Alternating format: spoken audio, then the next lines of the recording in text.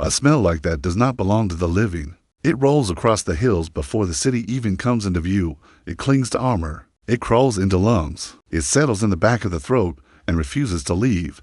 It is the summer of 1462. You are marching with the most feared military force of your age, the army of the Ottoman Empire. You have seen cities fall. You have watched walls collapse under cannon fire. You have marched through lands that whispered your sultan's name with fear. This campaign should be simple. A rebellious prince in a small principality north of the Danube. A minor correction in the grand design of empire. And then the scouts stop, ahead, on a gentle rise outside the capital of Targovik.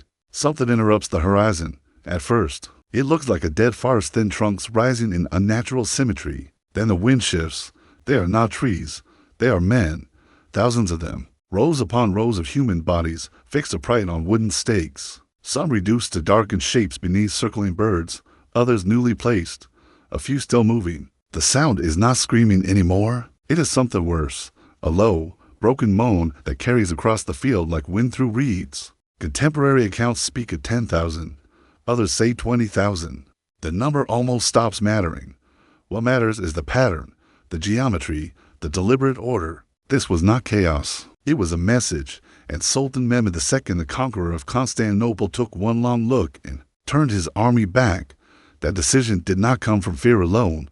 It came from recognition, because what stood before him was not simply brutality. It was psychological warfare elevated to a terrifying art, and the mind behind it belonged to a man history would remember as Vlad the Impaler. But if we reduce him to a monster, we miss the deeper truth. The real horror was not the stakes, it was the precision. To understand how a man could orchestrate something so calculated, we have to return to the moment he first learned what power truly looks like, not in triumph, but in captivity.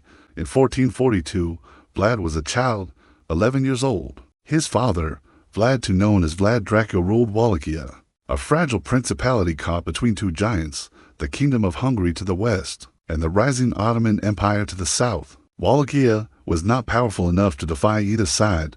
Survival meant negotiation, submission, political balancing. When Sultan Mehmed II demanded insurance for Vlad II's loyalty, he did not ask for gold. He asked for sons. Young Vlad and his brother Radu were taken to the Ottoman court, not thrown into dungeons, not chained to walls. They were educated, clothed well, taught languages, instructed in philosophy, mathematics, and warfare. They lived inside a system that functioned with ruthless efficiency. On the surface, it appeared generous, but there is a difference between education and conditioning. Vlad was not merely learning Ottoman culture, he was being shown how power operates. Public executions were not hidden away. They were staged. Punishments were deliberate spectacles. The death sherm system transformed, captured Christian boys into Janissaries, elite soldiers loyal only to the Sultan. Identity could be erased and rebuilt. Loyalty could be engineered. Fear could be structured. And somewhere inside that palace complex, a child understood something else. He was powerless. His fate depended on the decisions of men who saw him as leverage. He watched as systems of control functioned smoothly. Impersonally, power did not shout. It arranged, it displayed, it disciplined. Some accounts suggest he resisted, that he was punished, that he endured humiliation for defiance. Whether every detail is true hardly matters. What matters is that during those formative years, he observed, he studied, not just the sword, but the stage. In 1448, he returned to Wallachia. He was 17. Within months, his father was assassinated by rival nobles. His older brother was buried alive. The message was clear.